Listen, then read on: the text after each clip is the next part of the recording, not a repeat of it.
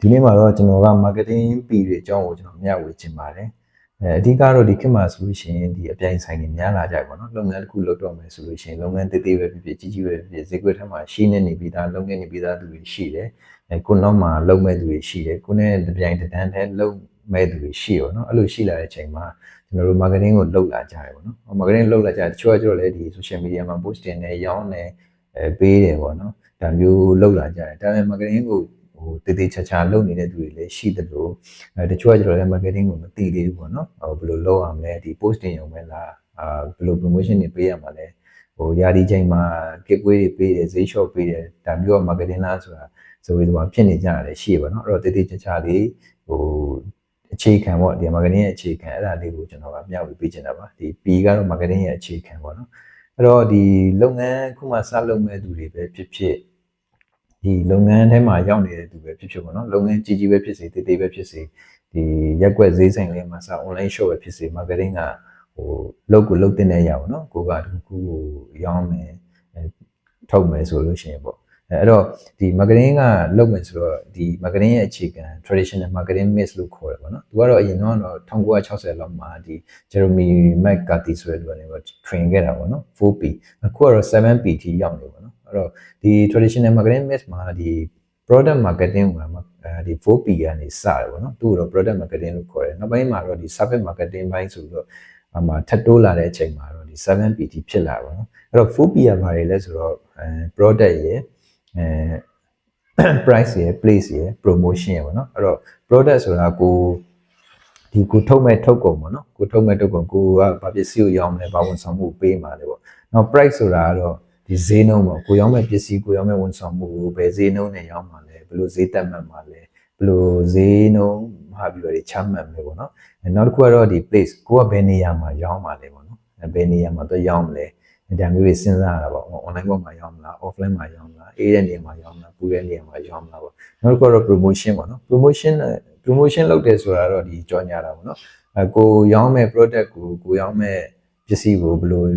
ကိုကြော်ညာမလဲဘယ်လိုတွေကိုယ့်ရဲ့ customer target customer တွေသိအောင်ကိုဘယ်လိုလုပ်မလဲ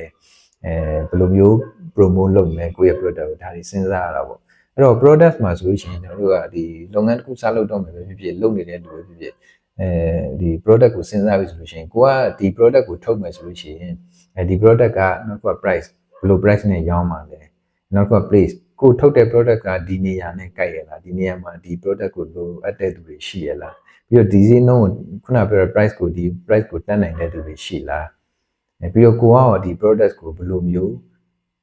သိအောင်လုပ်မလဲဆိုတာလည်းအခြေခံစစဉ်းစားရတယ်ပေါ့နော်စားမလုပ်သေးတဲ့သူတွေကလည်းကိုတစ်ခုခုကိုစားလုပ်တော့မယ်ဆိုလို့ရှိရင်ကိုလုံးမဲ့ကိုထုတ်ချင်တဲ့ product ကိုရောင်းချင်တဲ့ဈေးကိုရောင်းချင်တဲ့နေရာအဲ့လိုမျိုးတွေအခြေခံစပြီးတော့စဉ်းစားရတာပေါ့အဲ့လိုမျိုးစဉ်းစားပြီးမှအဝင်ခွင့်ကြဖြစ်မှကျွန်တော်တို့ကလုံမှဒီတစ်ခုကတည်တည်ချာချာလေးဆက်သွားနိုင်တာပေါ့အဲ့ဒီအတွက်ကြောင့်မျိုးဒီ 4P ကဒါအခြေခံအကျဆုံးပေါ့နော် product ကိုဘာ product ကိုပေးမလဲprice ကိုဘယ်လိုဈေးနေရောင်းမလဲ place ဘယ်နေရာမှာရောင်းမလဲ online နေရောင်းမလား offline နေရောင်းမလားဘယ်မြို့မှာရောင်းမလဲ promotion ကိုဘယ်လိုကြော်ညာမလဲပေါ့နော်အဲ့တော့အနှွေးတဲ့ကိုကအနှွေးတဲ့ရောင်းချင်တယ်ဒါပေမဲ့ကိုရောင်းတဲ့ချိန်အနှွေးရသည်ဒါဆိုရင်မရဘူးပေါ့ဒါပေမဲ့ကိုကအနှွေးတဲ့ရောင်းချင်တယ်ဒါပေမဲ့ကိုရောင်းတဲ့နေရာကပူတဲ့အပူပိုင်းဒေတာဒါမျိုးဆိုလို့ရှိရင်လုံးဝမကိုက်ဘူးကိုကလုံးဝဒီနှွေးတဲ့တို့ဒီဝတ်စားမှာဆိုလို့ရှိရင်ဂျမောင်းဘီဘောင်းဘီရှေကိုကဝယ်ရတာလည်းကြိုက်တယ်ရောင်းရတာလည်းကိုလည်းရောင်းဖို့စိတ်ကူးရှိတယ်ကိုကဒီဇိုင်းဆွဲရတာစိတ်ကူးရှိတယ်သို့ပေမဲ့ကိုရှိနေတဲ့နေရာကိုရောင်းမဲ့နေရာမှာကဂျမောင်းဘီဝတ်လေးဝတ်ထားမရှိတဲ့နေရာဂျမောင်းဘီကိုမကြိုက်ဘူးပစိုးဝတ်တယ်ကိုနေတဲ့မျိုးอ่ะဆိုလို့ရှိရင်ဒါဆိုလို့ရှိရင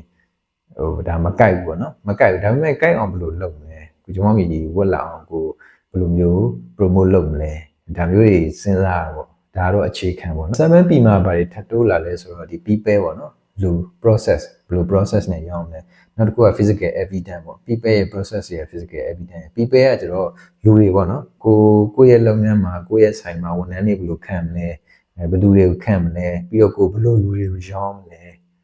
ဒါမျိုးတွေစဉ်းစားရတယ်ပြီးတော့ဒီ process ကဒီစာထုတ်တဲ့ချိန်ကနေပြီးတော့ဒီ customer လက်ထက်ရောက်သည့်အထိဒီ consumer လက်ထက်ရောက်သည့်အထိဒီ process ကိုဘယ်လိုလုပ်မလဲဘယ်လိုစီစဉ် ဘယ်လိုစီမံခန့်ခွဲမလဲပေါ့နော်ပြီးတော့ physical evidence လို့ခေါ်တယ် physical evidence ဆိုတာဒီရုပ်ပိုင်းဆိုင်ရာ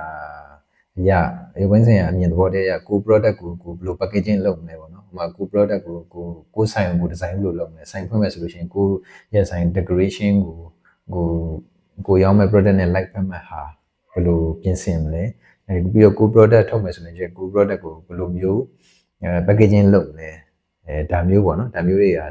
စဉ်းစားတာပေါ့အဲ့တော့နောက်3ချက်ထပ်တိုးလာတဲ့ဟာတော့ဒီ service marketing အတွက်ဒီ extend နဲ့ထပ်လုပ်လာတဲ့ဟာပေါ့နော်ဒီ people ဘယ်သူတွေကိုရောင်းမှာလဲဘယ်သူတွေကိုပေးမှာလဲပြီးတော့ process ပေါ့နော်ဘယ်လို process နဲ့တွားမှာလဲ delivery system နဲ့ customer တွေအိမ်ရောက်ငွေချေနဲ့ပေးမှာလားကို product ကိုထုတ်လိုက်တဲ့အချိန်လေးစပြီးတော့ဒီစားသုံးသူလက်ထဲအရောက်ပြီးတော့ဒီ physical evidence ခေါ်တဲ့ကိုယ့်ရဲ့ဆိုင်အနေထားကိုဘယ်လိုပြင်ဆင်မလဲ decoration ဘယ်လိုပြင်ဆင်မလဲကိုယ့်ရဲ့ product ကိုpackaging တွေဘယ်လိုလုပ်မလဲစားတာတွေကိုစဉ်းစားရတာပေါ့အဲ့ဒါတွေကတော့ဒီ service တွေပါလာပြီဆိုလို့ရှိရင်ဒါ 7P ထိသုံးရတာပေါ့နော်အဲ့တော့ P ကတော့ဒီနံပါတ်1ကတော့ 4P ပေါ့နော် 4P နောက်တစ်ခုကတော့ထပ်တိုးလာတယ်3ခုနဲ့ဆိုရင် 7P ပေါ့အဲ့ဒီ P ကတော့ဒီ product place price promotion people process physical evidence ပေါ့ဒီ9ချက်ပေါ့အဲ့ဒါလေးကိုမျှဝေပေးတာပါ